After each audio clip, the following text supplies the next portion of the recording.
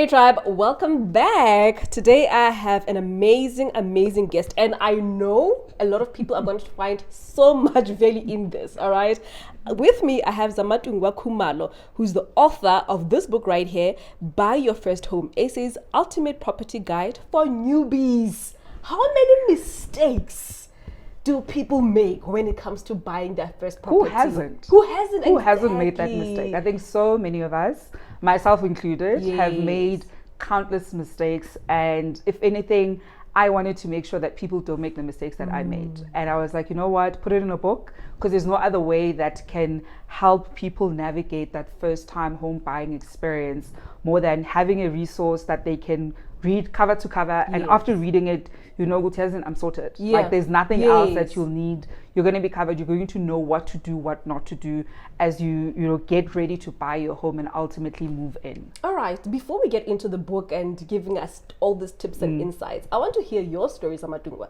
How was your journey into property ownership, and why do you as a person choose to invest in properties? I think my property story is so interesting, and I mean I share parts of it in the book. I've always had an interest in property. I grew up in a home where property was a thing that we spoke about, so I understood it not just from the context of where we live, but I really did see it as an asset class, but also did see property as an industry, right? And there are different things that you can do, from construction, to valuations. And when I started working, I remember starting to read up how you can be money savvy, what are some of the do's and don'ts, things you can invest in. And property was something that I obviously loved, and I thought I always wanted to own multiple properties. I knew that part of my investment strategy involved having a property portfolio. I obviously diversify and look at other investment options, but property was going to be a very big part of how I invested. And then I think at the time I was like 22, I started viewing multiple properties. But I was so young, I got intimidated, and like so many of us do, and ended up postponing it. Fast forward to I was 26 on a hospital bed. I had started having a quarter life crisis and an existential crisis, and I thought to myself, I want my next birthday to mean something. I want to have something to show for like being 27. Something tangible. Yeah, something tangible. It's like, you've been working for a number of years. What do you have to show for it? And I was like, I'm going to buy myself 2 properties for my 27th birthday. And that's how I'm going to make myself feel better. And I did that, and the following year I did the same thing, and I just kept doing it over and over. But I think my love for property has grown in different directions. I love sharing what I learn about property, and not just in my own portfolio. I mean, I went and did grad school and studied this stuff, and not everybody has to do that at all. I think not everybody has to do it. I think for me there was a curiosity about certain things I got interested in property. I tell the story about how I often think about affordable housing. And I wonder if there's a business case that can be made for affordable housing projects at a big scale, because we're not really seeing them anymore in South Africa. And the price point that we say is affordable housing isn't really where the income is.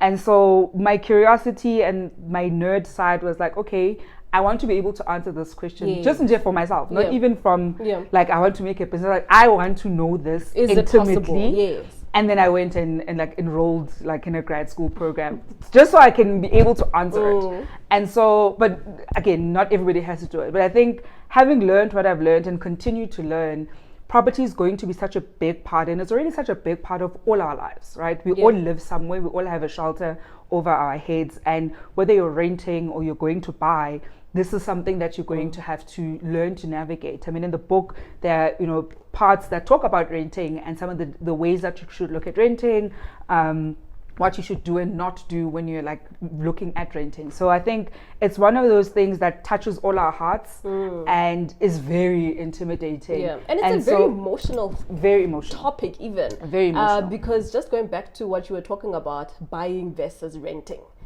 I think especially in the South African context, it has a much deeper meaning in terms of home ownership. I know in most parts of the world, like Europe and that sort of stuff, ownership is not such a big thing, but here it pulls at our heartstrings. And, you even find people saying, oh no, if you're renting, you're wasting money. Can you give us your view on that?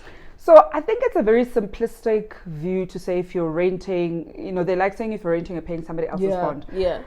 Which doesn't hold, because even the people who are renting, you're renting from a landlord who would have needed to buy the place. Like, not everybody is going to be renting from the developer, right? Because some developers are not holding and renting. Like, that's not part of their strategy. So there has to be a Zamantungwa who owns the property, or somebody else who owns the property, for you to have that landlord. So I think just at a basic level, that it does not hold. Right? Thank you. Because who are you renting from? Right? Who has bought that asset? Yes.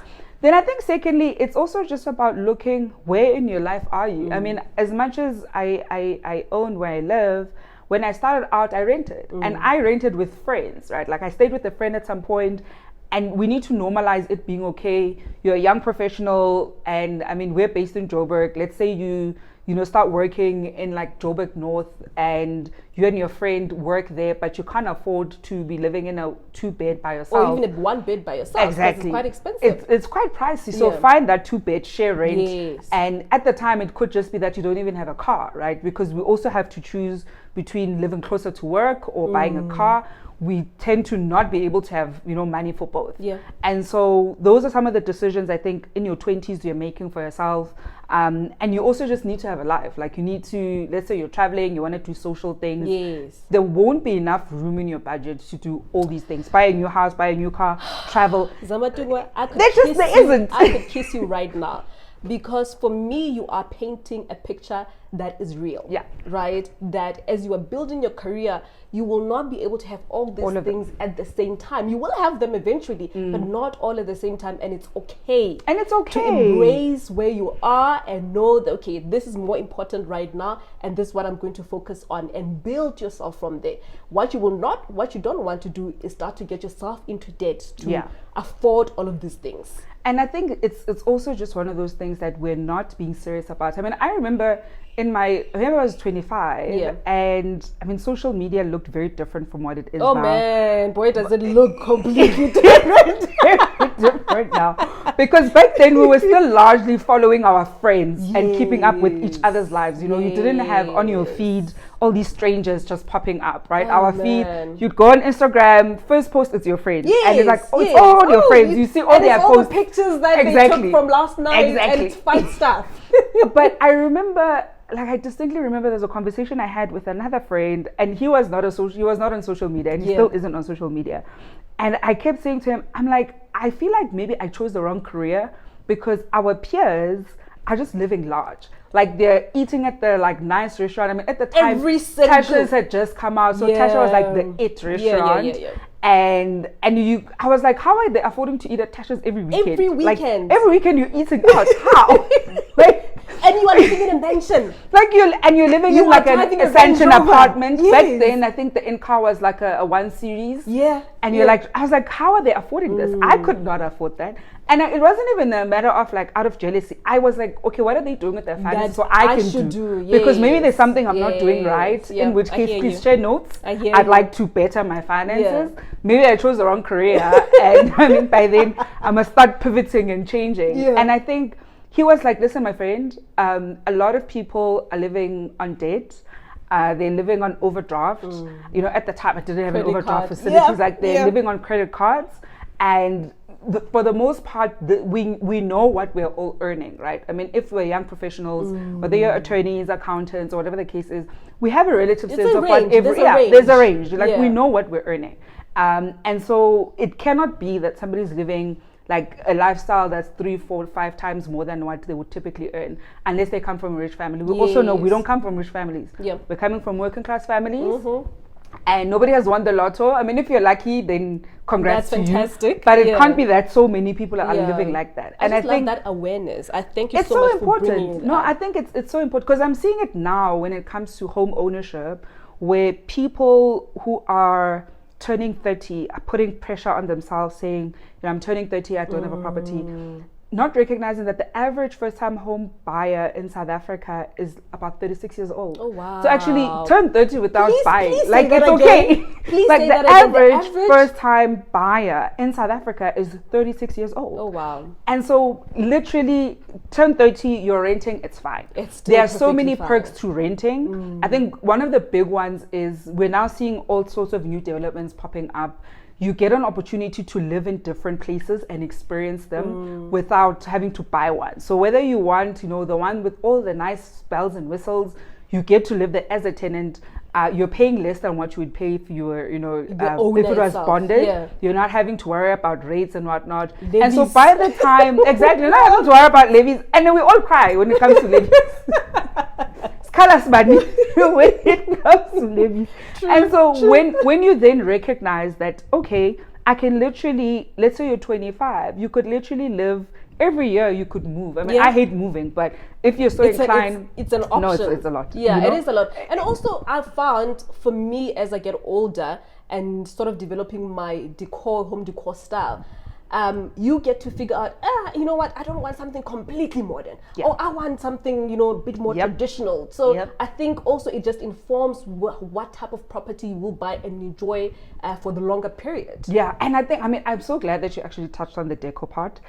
If you've now then bought your property, you've turned 30, you have your property, don't rush to have it look like a top billing apartment so that your friends can come over. Firstly, you realize that you just don't host as often as you think you're going to host.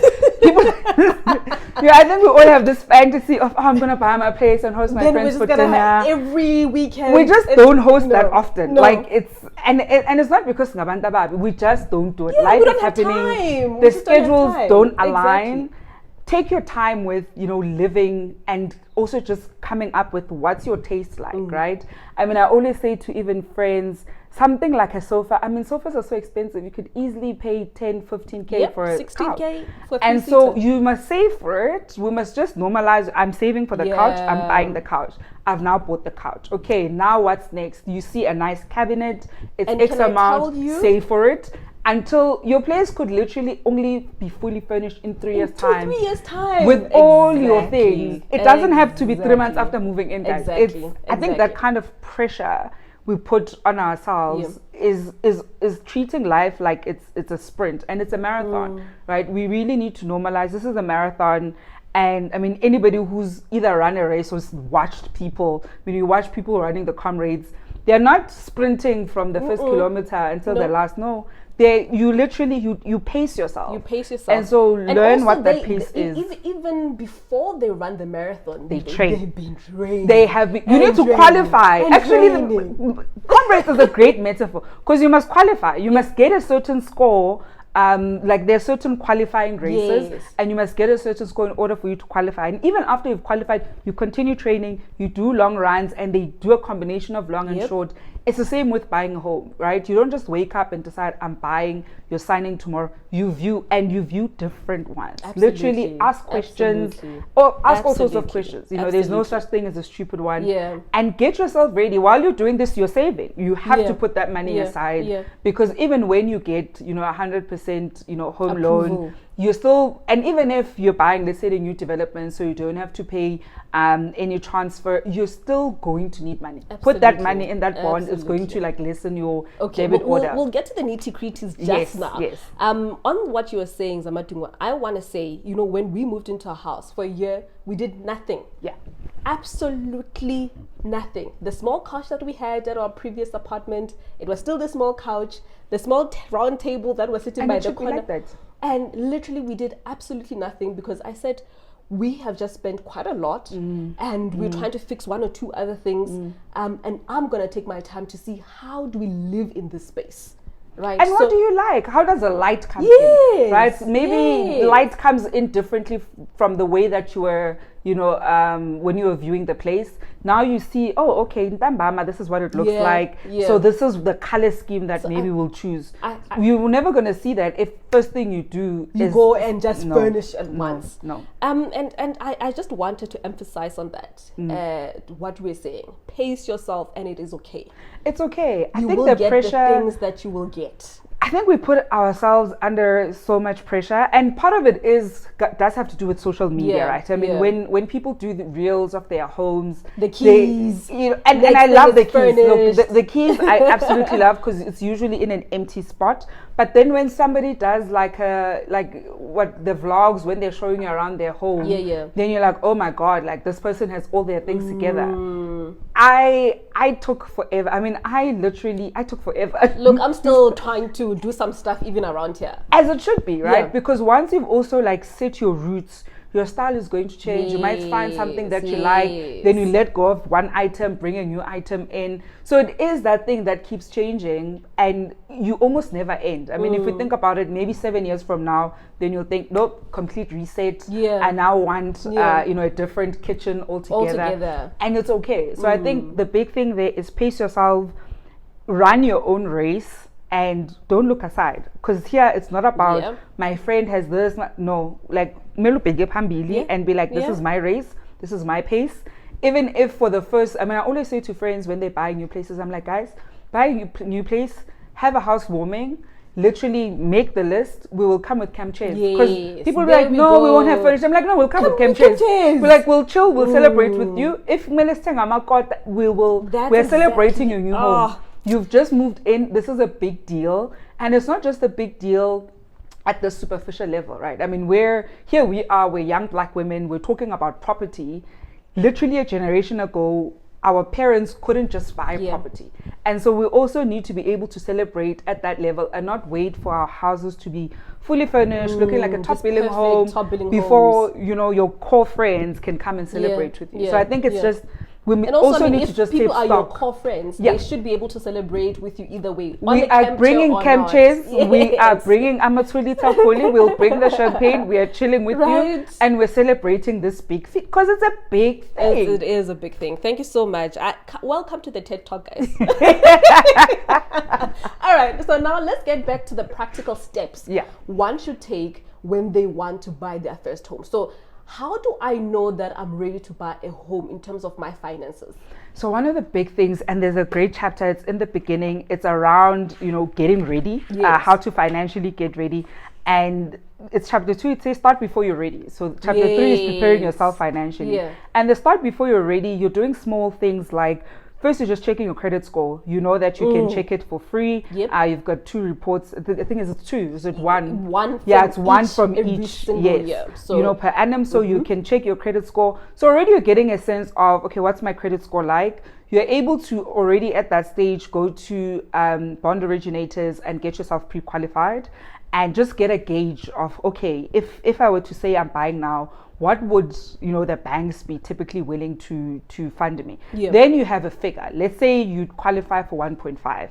Now you know where you're working towards. You start thinking of areas, right? Because you mustn't take it for granted where you live. Maybe you're not going to live close to where you currently work because you don't mind commuting. And so you start thinking of areas and start checking out the areas. And I always say to people, start viewing. Start viewing as early as possible. You actually want to see more places than less, because you also learn to look out for different things when you're viewing. You want to also avoid getting into a place and like, oh my God, it's so beautiful, and then not looking at the issues that may be there or not asking the relevant questions. So already from the get-go, start viewing as many places, and then you're also able to pick up trends, right? Because you might even, for instance, be driving in that area at different times of the day. Because this is where you want to live. I mean, you want them to commit for at least 10 years. I mean, your bond is 20 years. Maybe you'll move by like year 12. But for the next 10 years, you're saying, this is where I want to live. Drive around in the neighborhood outside of like viewing. Just drive around. See, is this a neighborhood I like? And drive at different times. Try to walk as well. Exactly. I think for maybe me, you're a jogger. Exactly. So then just park your car at the nearest garage. You're wearing your workout clothes, start walking, see, like, what do you feel when you're here? Is this really what you're trying to go for? Those little things help determine an area for you. Because I think people, especially when I think of Joburg, I mean, I'm such a Joburger. When you think of Joburg, there are so many new apartments that are being built that people don't think of those little things, that they then just buy. And then once they are living there, they're like, yo, actually, what is the impact of all these new buildings? Or something as small as, actually, I'm a jogger and I find I can't really jog here. the apartment is nice, we're in our little estate, but it's not really conducive for the lifestyle that I want. So you also need to look at your home from a holistic perspective, right? Maybe you want certain amenities. Maybe gym is very far and you're a fitness fanatic. And so little things like that. If you've got children, are there schools that are close by? Is that something that you're going to start thinking about? Talking about that, Zamantungwa, you know, oftentimes because of the pressure that we feel to buy a house, maybe let's say you're 26, you're 27, you don't have kids yet. Right, so you buy this property, it's a flat, you loved it, and it was suited to your lifestyle then. Now here you are pregnant, and you're looking at this apartment, you're just like, you know, and that's such an interesting. I'm so glad you actually asked this, because the downside to buying early, right? Because we keep looking at, okay, buy young, because I mean, if you buy young, you'll have, by the time you're our age, you would have paid off maybe about 10 years. Maybe you're paying extra. Then it's almost paid off. And then it's almost paid off. The downside of it is some people, and I've heard a number of people where when you were 26, you were earning X amount of money. So you were also qualifying for only X amount. Let's say you're only qualifying maximum 700K, right, at 26. You're now 10 years later, you're 36. Let's say you can now actually afford a place that's 2 million because your salary has grown quite significantly. What you don't realize is some people then struggle to sell the property that they initially bought because you may have maybe not bought it in the greatest of area because you didn't do your research in terms of trends. We spoke about. Exactly. You know, it may have looked nice back then, but it's actually not the most functional place from a holistic perspective. And now it's no longer going for 600K. Let's say now it's for sale for like 900K, but no one is actually willing to, you know, spend 900K for that because they can get nicer places for 900K. So when you look at buying, you almost actually need to think, can I stay here for 10 years? Like, is this a place I think I can stay at for 10 years? And I say 10 years minimum because I also know how we think our age mates. I mean, it's so difficult to imagine 10 years is a 20. Because really you should think, am I willing to be staying here like for 20 years? So I'm just like, let's make it 10. And if the answer is no, then why not rent, right? Because not everybody will be willing to, for instance, then become a landlord and say, okay, no, I'll just rent this one out and I'll buy the other one where I live. Not everyone wants to be a landlord, and not everyone should be a landlord, right? Like not everybody. It's actually heavy lifting because it's a lot of work. It's a lot of work. Oftentimes we think, oh no, I'm just going to build my property portfolio. There's nothing passive. Is heavy Every lifting time I hear being somebody a property say, owner and renting out property. Listen, every time people say, oh, it's passive, and there's nothing passive about it. Believe me, I've been there. For me, I even love REITs now. More than I love the physical property. But I mean, like you were saying, look at yourself and the things that you enjoy and go from there. Yeah, and if you know that you're not going to be the person who's trying to build a property portfolio, then don't do it. There's nothing wrong with it. And also, if you are going to build a property portfolio, there is a different structure that you must use versus doing it in your personal capacity, right? Because I think it becomes a completely different beast. I mean, you typically can get away with it if you're going to have 1 or 2 properties and stop there. But if you know you're going to be looking for scale, then it's a different ball game altogether. And so that's why even the strategy would be completely different. I mean, that's now you're looking at investing in property. There are different ways to go about it. There are even different ways to fund those properties. You don't always have to go to, you know, our retail banks. And so I think, I mean, the book caters to people who are buying and newbies, and you say, I want my first property. I want my Let's first get home. back to those people now. And I think then it becomes important for them to recognize that there are benefits to renting, right? That you can actually stay in a place at 26. Maybe you want to, I mean, the thing for me, I was always somebody who loved traveling. And traveling is expensive. And you need to be able to save for traveling. And so it becomes a toss-up of, do you want to be paying for a bond or do you want to be traveling? Because and when you travel, at some point you get over, like I never really got into like backpacking. So you still want to stay in a decent hotel. You want to do activities. You're not going to be doing one meal. Whenever you travel, we know you want to eat noodles also. You want to experience. You're not going overseas to eat noodles. Because you're there for the food. We're there for the food. I mean, the calories don't count when you're traveling. So why would you waste all those free calories? As soon soon as you get onto a plane, it doesn't matter. It doesn't count. Like the moment you step in the lounge, you're already starting with the lounge food. Just like these calories don't count, they don't matter. You'll see that thing when you come back. So it's understanding what is your thing, right? And what's your little indulgence in your 20s? And that might be your indulgence. And if it's your indulgence, you'll be like, man, property, I can wait for the 30s. It's fine.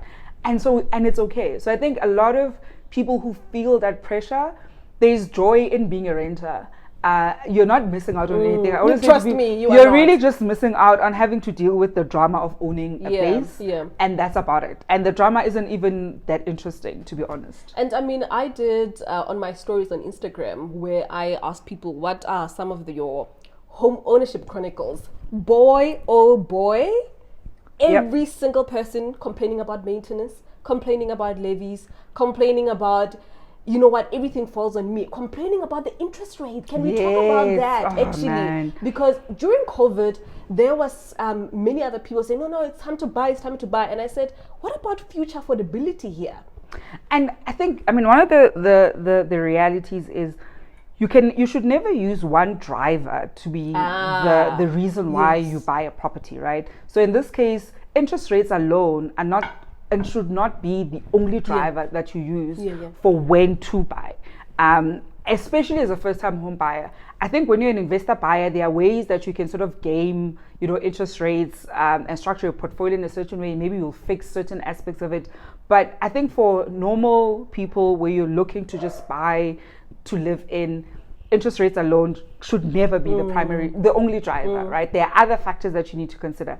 I remember when interest rates kept going lower and lower and lower, whenever I do my calculation to look at whether I would still be able to afford to add any, properties, would be looking at the interest rates prior to COVID, right? So I think at the time, I think it may have been at like 12, if I remember. Yes. And then usually I'll do like a prime plus 1, prime plus 2 to just stress test how much can you actually afford. There we go. So I never at any point actually used that 7%.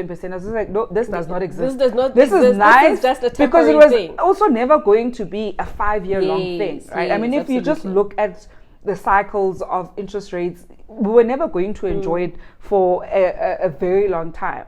And even if you're not somebody who knows interest rates, because I also don't think everybody should necessarily be, looking at interest rates. I took an interest in interest rates the moment I started just getting debt. And understanding that, oh my word, like this is not a fixed, cost. It's a variable cost. It's linked to prime. I think one of the best ways, certainly for future new home buyers, is wherever prime is, look at it from a prime plus 2. And I mean, for the most part, interest rates are not going to go down. I mean, unless we have another Black Swan event. We're not going to see what we've just seen. There's a reason why these were historically low, interest rates. And so for the most part, we'll assume that they're going to be relatively stable. They're also not going to suddenly shoot up. Right? And so if you're doing your calculations, maybe go up to prime plus 3, for instance. Obviously, somebody who bought at prime, it's now more than prime plus 3 because it was so low. It was lower than what we typically are used to. So there's almost no amount of looking ahead that they could have done, especially if they didn't know. If they didn't know, and I think it's very unfortunate that so many people took advice from people who are saying, oh, interest rates are so low, buy now, because it really was reckless. I think it was very reckless. That messaging was very reckless. It was incredibly reckless. It would have been great if you're looking to upgrade and you want to qualify for this higher amount and you do have room in your budget when interest rates go up. When they do go up. Because we know they were going to go up, but it's just that you were not able to qualify for that amount, then that's fine. And let's say if you're a first-time home buyer who really wanted to get your foot in and you would have been able to move your budget around a bit, then that's also fine. But so many people saw, quite a sharp increase in their bond amount that no matter how much you try to save, it's just not possible. Because the reality is, everything else has also gone so expensive. I mean, if you look at food inflation, it's ridiculous. Like, we are paying so much money for food that a part of you is just like, okay, let's and you and you can't, like, we can't do that, So I just think there's only so much as consumers that we're able to do to be, as frugal as possible.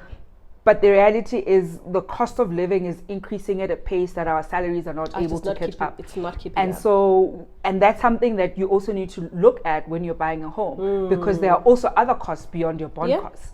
And so when you understand that from a holistic perspective, it then also helps inform, you know, actually I can't afford it. So let's go back to now. I've done my homework. I've looked at the different neighborhoods. I'm very comfortable. I think what, I can stay there for the next 10 years, and I have a deposit, right? Do you recommend a deposit? And when do you not recommend a deposit? Number one. But also, now that I have a deposit and I've gotten approved, right? What other costs are there? Because people are always shocked, completely shocked by conveyances, transfer costs, all of that. What other costs are there other than just that your property is R1 million? So I'll look at the deposit one first. A deposit is always a good idea. And I say a good idea because we're able to, particularly first-time home buyers, you're able to get 100% loan to value, which is essentially the bank giving you the whole amount that you're asking for.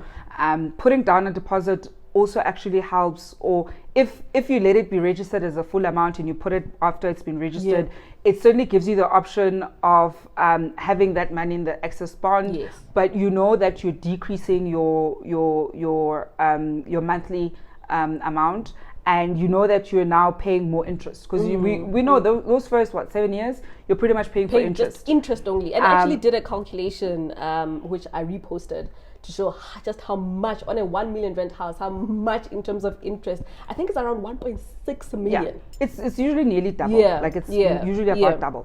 And that's when, of course, you do the full loan term. So putting in extra money into that loan facility will always help. You always save in the long run. We don't feel it when we're doing it.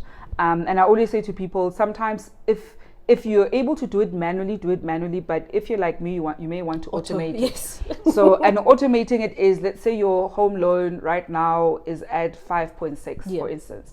If you know that your budget can allow, maybe increase it, let's say to 8. Let's say your budget can actually allow it going to 8. Call the bank, have them have the debit order be 8K. So regardless of what happens, you don't have to think about it. And you know in your budget, it's 8K, it's standard. Interest rates can go up and down, it's still 8K. You're always like paying a bit extra. If you know there's no room in your budget, because we also know that there are people who are generally struggling, you don't have that extra, even 500-600, then what you do is when interest rates go down, say the bank mustn't move the amount. So even, because let's say the shift, that's key. Because sometimes it may shift by maybe 200. Say no, have it be what it was, because you've now gotten used to that amount that you've been paying. You've gotten used to 5.6. Oh man, that's such amazing advice. So it's now an extra 200 that has been in your budget, and now you know it's making a dent in the long term. Because to you it may not make any difference if you have but when you do the numbers in the long term, you will see that actually it makes a huge difference. A massive favor. So when I started out, I remember I'd call the bank and be like, nope, don't increase it.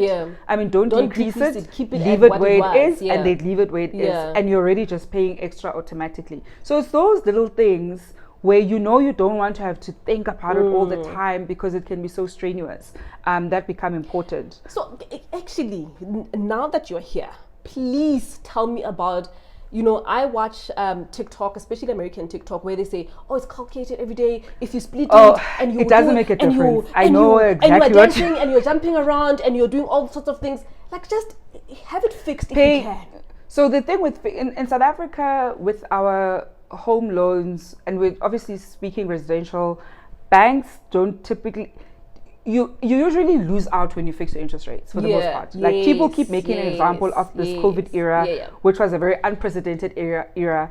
And so for purposes of this answer, let's just negate that for a quick second, right?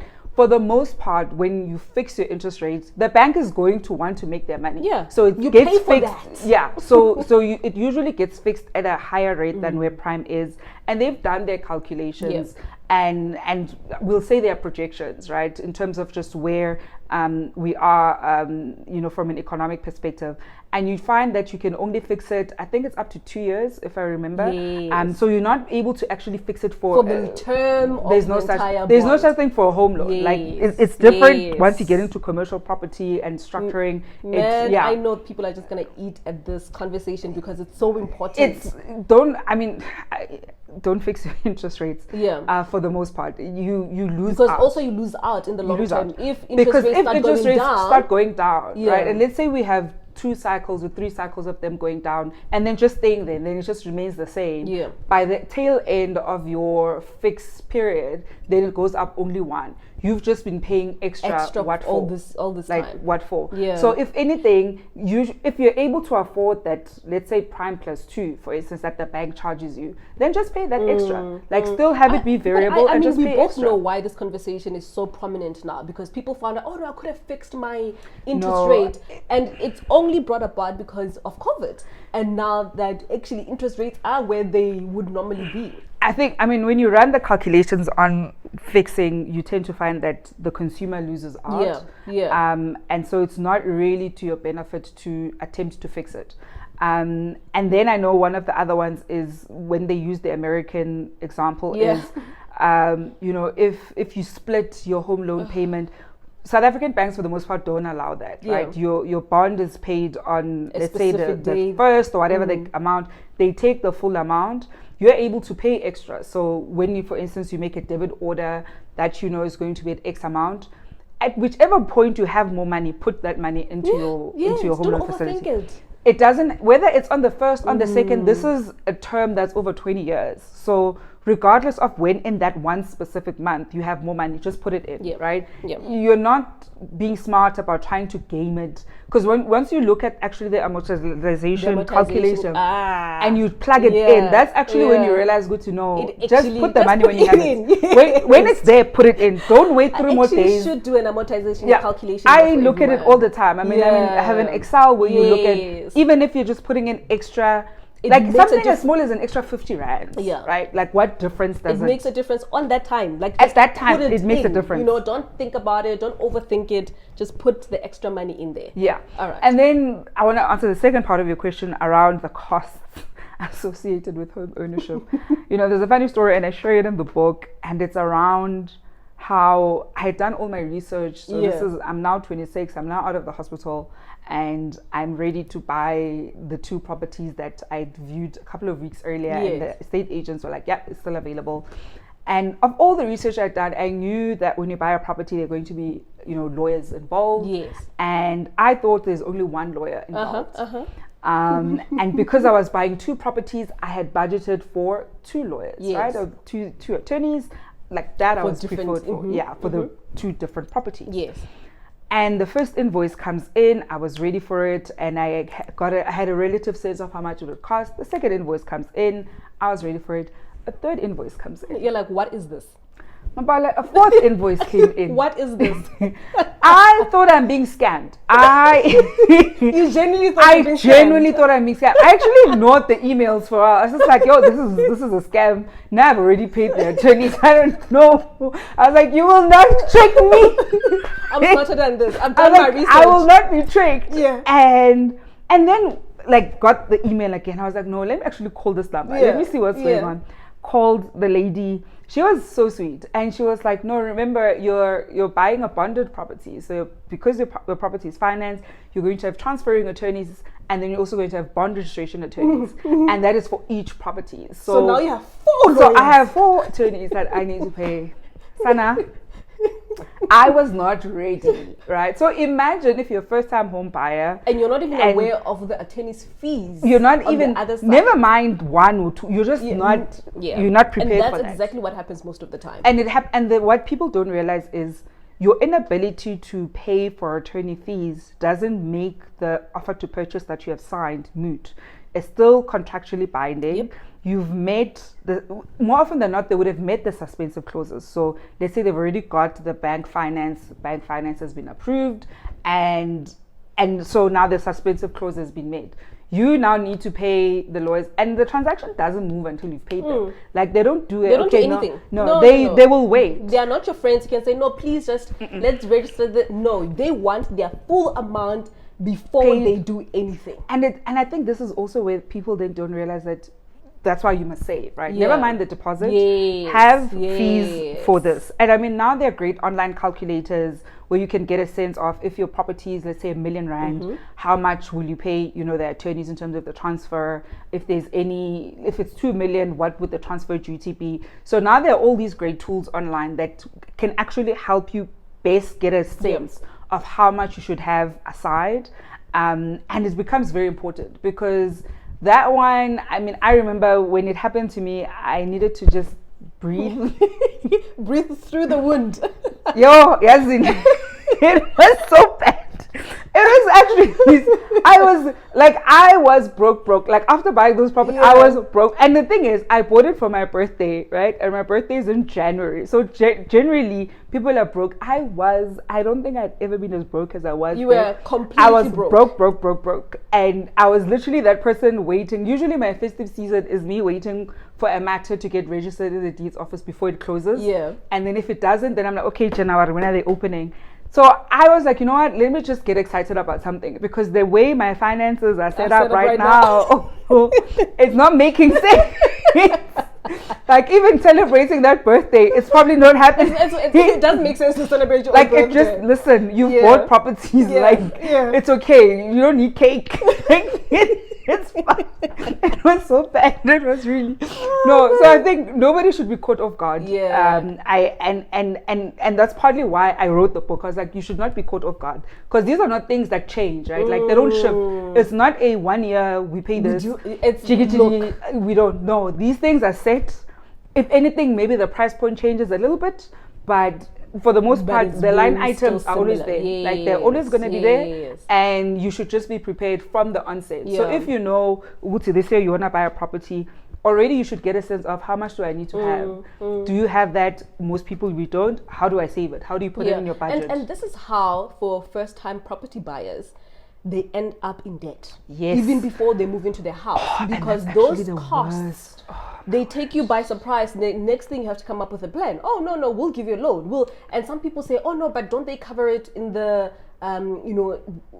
doesn't the bank give you that amount? And one of the worst things to do is taking up extra debt while you're in the process of buying a home. Let's say you've already signed, you've sent your stuff to the bank, and they've sent an amount that they're able to get behind. In that period, then let's say you learn lawyers. Taking on extra debt actually jeopardizes your application because the bank has just done a whole feasibility on you based on all the income and expenditure and liabilities before this new debt apply for now. Now jiggy you want a revolving loan facility or you want a overdraft that's higher. They didn't take this into consideration. So how that can jeopardize you even getting the full loan amount. So you might get a lower LTV. With some people, it jeopardizes the interest rate. And so let's say the bank was willing to give you prime minus 0.25. Now all of a sudden they're like, when you're risky, it's now going to be prime plus 1.25. And so those things, you don't want to have to move backwards. Because here you are, you're working and you're like, listen, I'm doing my best. And then to find at a very late stage that you need to be raising money. And the reality is we don't have people, you don't have friends where you can like, yo, Chomi, can I get 60K? Like, wait, 100K. That is not a thing, right? And so you will go to the bank. And people just don't realize how that has a negative effect on your home loan application. And so I think it becomes so crucial that you're best prepared for what lies ahead, what you need to do financially, because you don't want to find yourself in a situation where you could potentially lose, the place and then be liable for all sorts of costs. Because you're going to be, the estate agent is going to come after you because they're like, no, everything was met. The bank was ready with the money. You were the one who wasn't ready. And then now you're going to be in breach of contract. So you really don't want to find yourself in a situation like that. Oh my gosh, I could have this conversation a bit longer, but I just want you to tell us, just before we close off, about the important document, that OTP, and why I say this so many times. Especially with estate agent salespeople, they tell you, no, it's a simple document just to ensure that they can see that you're serious. But it's a legally binding document. So if you are there and you've been viewing and you think, oh my goodness, I have an inclination to this one, that's not when you sign the OTP, isn't it? I mean, I'll keep this one brief, only because I actually have a whole chapter dedicated to an offer to purchase. So chapter 8, we're looking at breaking down the offer to purchase. And I did that because of exactly what you're saying. Yeah. We downplay, estate agents will downplay. They'll be like, oh no, just put in an offer. But you're entering into a legally binding agreement. And so it's really important for you to understand what you're signing. If you don't understand something, ask the estate agent. If you want something changed, tweak, you're able to change certain things. There are certain things you need to look out for. Sometimes people sign an OTP, but their address isn't the right address. Imagine. Like, you're literally, it's not the right address. And you're like, what do you mean? Like, what do you, when are you viewed a place and it's not the place that you have viewed? That is insane. And so the moment you now start looking back, you just like, but you've just bought a property that's not the one that you viewed. So little things like that. And this even happens when, for instance, when people buy land, right? I mean, land, it doesn't get financed at 100%, but even when you buy land, there'll still be an offer to purchase, even if you're a cash buyer. And if it's just a plot where it's been subdivided, you might find that even in terms of like the size it might be wrong. And so little things like that, because they usually, you write the size, like the size gets written there, that this is the F, this is the size. And then, when to your knowledge, you've bought a 2,000 square meter place. Once you get there, like, no, this is 1.5. This is not. So it's little things like that you need to look out for. And I outline it in the book, and looking at even the offer to purchase itself. What are some of the clauses that are very important? We spoke briefly about it. Suspensive clauses are very important. And what can you put to safeguard yourself? Because we talk about how, you're signing it and estate agents make it seem like it's not such a big deal, but there are ways to protect yourself, because oftentimes when you sign that offer to purchase, you haven't yet gone to the bank to say, well, here's the property. And so you don't often know what the interest rate the bank, would give you. Maybe the bank ends up giving you prime plus 2, for instance, and you're like, that's too much. I can't afford this. Like it's not it. And you're thinking, let's rather just leave it. You can't just leave it, right? Because you would have met the suspensive clause that says you must get bank financing. You must get the bank financing. So you're able to put in bank financing at a maximum of prime plus 1. And then if the bank says prime plus 2 and you negotiate and they're still not giving you, prime, let's say plus 1 max, then you wouldn't have met that suspensive clause. Then that contract is no longer valid. And so it's things like that as a first-time home buyer, I didn't know. I mean, I bought a couple of properties before I knew how to get smart around, playing around with the contract, things that you want to put in. And it's very different, well, slightly, I think, once you're buying for investment purposes. But certainly as a first-time home buyer, it becomes important because nobody wants to have buyer's remorse. I think that's one of the things. I'm just like, no one, because you're going to also live there. So and imagine you now you drive into that home, like, it's my God, let's call it the list. It's like, no one wants that. You literally want a place where you're just like, this is home. It's, it's tranquil, and you're able to, I enjoy this home. Yeah. And so I think the home buying journey should just be as pleasant, as effortless as possible, so that you're able to enjoy the place once you move in, because life is already happening all around us. Like, can home just be like your safe space? Another place that you just think, oh my God, I didn't ask about. A place of resentment. Exactly, because it becomes so difficult to then try and sell it, right? Yeah. Because you also might lose out money, maybe you But most of the time you will. And a lot of the times people do. Maybe you didn't negotiate well enough. I mean, people sometimes don't know you can negotiate. Like, buying a home is not like it's not fixed, getting into Woolies and buying bread and you're like, that's the amount. Like, no, you will negotiate. And there are ways to go about negotiating. There are certain trends you must look out for to also get a sense of whether that price point actually works. Yeah. And so when you don't know those things and you find out once you've signed everything and you realize that somebody just bought the house identical to mine next door for 200,000 less even. Because you're just like, oh, the And things I would have and every you time can't get it out you're of your broke, mind. you're just thinking that 200K, like I would do so much with it right now. So I mean, that's a car now. Like you could just buy a car. Yeah. So I remember think when it becomes, we moved in, I looked at the fact that the place had been on the market for like over 24 months. They were an older couple. They needed a couple of stuff to be fixed around the house. So definitely, also I think people are afraid, right? We are very afraid. I think, we're generally not great at negotiating in general.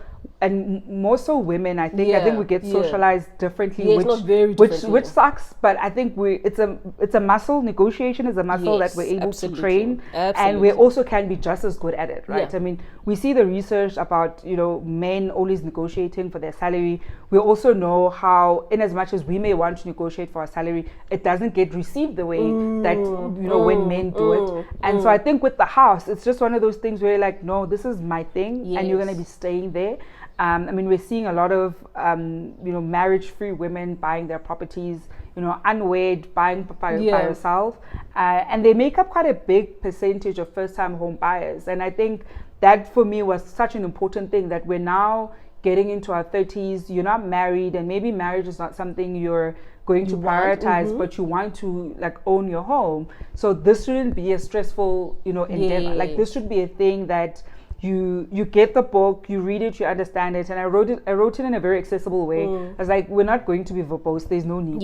We're literally going to be very accessible. You want to understand it. No one is trying to confuse you. One of the most asked questions whenever I talk about the book is how it's named, SA's Ultimate Property Guide for Newbies instead of for dummies. and they keep asking me, they were like, why newbies are not dummies? And I was like, we're not dumb. We're not dumb. We just don't know the information. Exactly. We're just new to this. Like this is something literally we're new to. newbies. Yeah, we're literally this is something we're new to. We're not dumb to it. We're women's fundile, we have traveled, we know how to do things. Absolutely. And so it's not that we're dumb. And I think it becomes so important that we look at it from that lens. Like it's something we're new to, and it's something that we can learn. And after learning it, then make very empowered decisions, because we should feel like, I'm empowered. I've made a really great decision here, and this is something that I'm going to be happy with as I navigate, my new home and now being a new homeowner. Zamantungwa, thank you so much. I've enjoyed this conversation thoroughly, and I know there is so much more that people can get out of this book. Please go buy it. Buy Your First Home, South Africa's Ultimate Property Guide for Newbies by Zamantungwa Khumalo. Thank you so much for having me, Palo. It's such a pleasure. And it's also, I need to say this to your tribe. It's such a pleasure to see how much Mapalo has grown this platform and Women in Finance. We were talking off air. I was the first person she interviewed for Women in Finance. At the time, I actually didn't realize I was the first. I thought I'm one of the first. Literally, she was the first because person. She told me the vision she had and what she was creating, and I was like, this is so needed. As women, we need to be able to talk about our finances. And this is what, over 7 years ago. We were in our 20s, right? 7 years ago. And now to watch what it has grown to, the community that she has created, and really getting us more women talking about money, getting confident in navigating money conversations. I think it's such a great feat. All the best, and I only wish you more and more. There's even she published a book. I went to the book launch a few years back. So I just think it's such a great way to see another woman thriving and empowering us as fellow women, right, on a topic that we sometimes tend to struggle to talk about or get shy about. But it's important that we make empowered money decisions and we're confident in talking about money. So thank you for the great work that you have done and continue to do. Get empowered buying your first property. Yes, thank you absolutely. So Thank you so much, Mapalo.